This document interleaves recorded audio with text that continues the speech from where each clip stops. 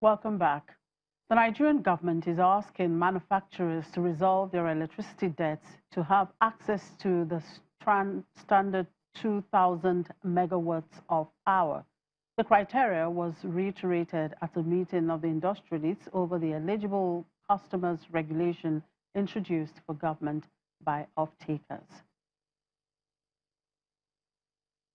In dealing with these questions, we're very sure that it will move the NESI forward in massive leaps. So one of the questions raised by MAN to be tackled today is better understanding of the technical details.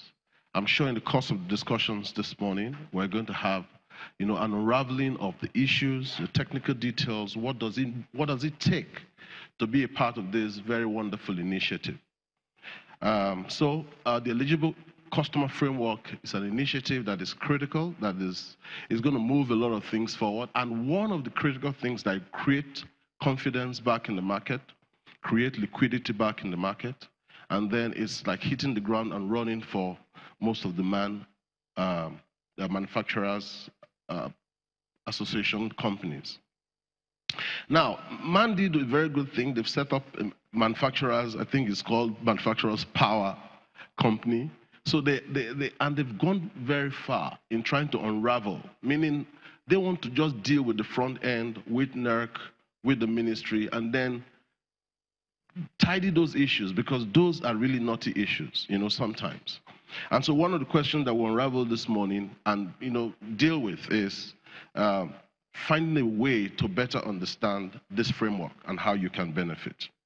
Another thing we'd love to explore, which is also a very major one, is how best members who are indebted to existing structures, for example, the DISCOs, how best they can move forward, taking advantage of this initiative. And again, of course, I don't want to reemphasize the fact that there is 2,000 megawatts stranded, and we need to make sure it's properly and adequately evacuated. So what is the benchmark? How do you participate? How do you take advantage of this? Is there a threshold? And how will all the MAN members take advantage of the available power and still growing? Because, like you said, NSP, they're doing much more. I mean, with the new concessions going on, they're going to generate more power. And with NSP, there are lots of other initiatives all over this country. And we believe that we need to tackle this challenge head on from the distribution and the transmission side of things, so that we know that things are tidy. And as the generation capacities are growing, we're saying that the distribution capacities to the users who can pay are also growing. So we want to encourage you to be a part of this, but there is a threshold. It means that it's either you have a cluster that is able to properly utilize the power, which has a threshold of about 2 megawatts hour per hour. If you don't have that cluster, then you as a company can utilize that power. That is the first benchmark. Once you surpass that, all other things will be taken care of. And again, the NERC issues, TCN issues, how do we marry these issues to make it seamless for you, the manufacturer? So these are some of the things that government has done a lot in moving this market forward. It's very challenging. Government doesn't have all the answers. We know that we've never ventured into this terrain before, and the minister made that point during the last meeting in February, that we've never ventured into this. We're all going to learn. And so, because we have one objective in making this happen for all of us, because it's a good thing for the DISCOs at the end of the day, it's a good thing for the GENCOs at the end of the day, and it's a good thing for the end user at the end of the day. So first, the minister is very excited about this initiative, and he wants it to continue in terms of interactions, how to unravel the challenges. Still in Nigeria, an entrepreneur, Shehu Hobo, is one of the country's leading voiceover artists and founder of the Voiceover Academy, a one-stop shop for training, voice audition, and booking of talents in Nigeria. Hobo started the academy in 2016 with a goal to promote voiceover services as a marketable skill for the workplace. A voiceover class is in session at the Voice Academy in Lagos, Nigeria. Today, students are learning about breathing and counting exercises. For the next 4 weeks, these students will be trained in verbal communication, voice manipulation, and audio branding, amongst other topics. The brainchild of the program is one of Nigeria's leading voiceover artists, Sewun Shobo. The Voice Academy trains, auditions, and books voiceover artists for jobs in Nigeria. Shobo, who makes a living out of making jingles for advert campaigns, started the academy in 2016 with a goal to promote voiceover services as a marketable skill for the workplace. That I am your elder brother. Well, I'm passionate about people using their voices to feed themselves, to make money. You know, people using their voices to actually make impact and make money. Because once you're making impact with your voice, you know, you're definitely going to make money.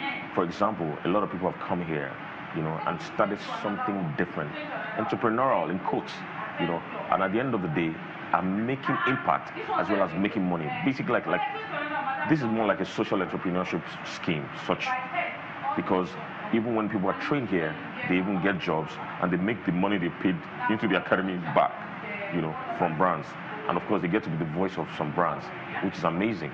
Students pay tuition which ranges between 10,000 naira to 50,000 naira, depending on the course. Students also get a chance to do paid voiceover gigs before the end of the program. The creative and cultural industries in Africa, which includes design, fashion, film, television, radio, music, and much more, have often been overlooked as legitimate avenues for job creation and boosting the continent's economy. But that is slowly starting to change. I got locked in a room until the day of the wedding. Most people have good voices, but they don't know that their voices can sell.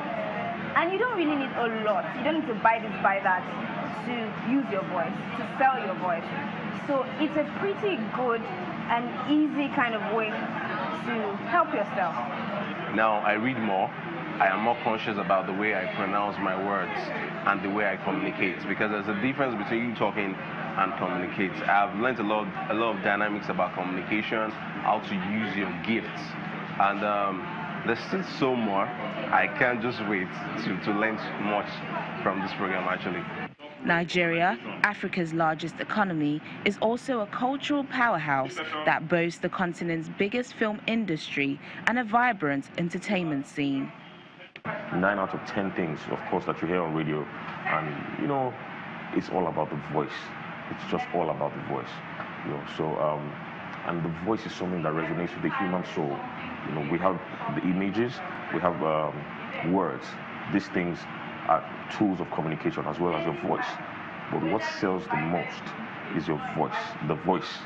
That's why people mix images with voices, words with voices, because the voice just pierces through the human soul, and there's just that effect that it has.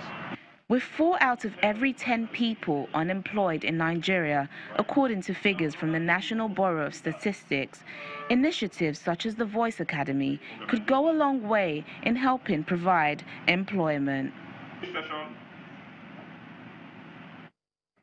And with that, we draw the curtain on today's edition of the program. Thank you very much for watching.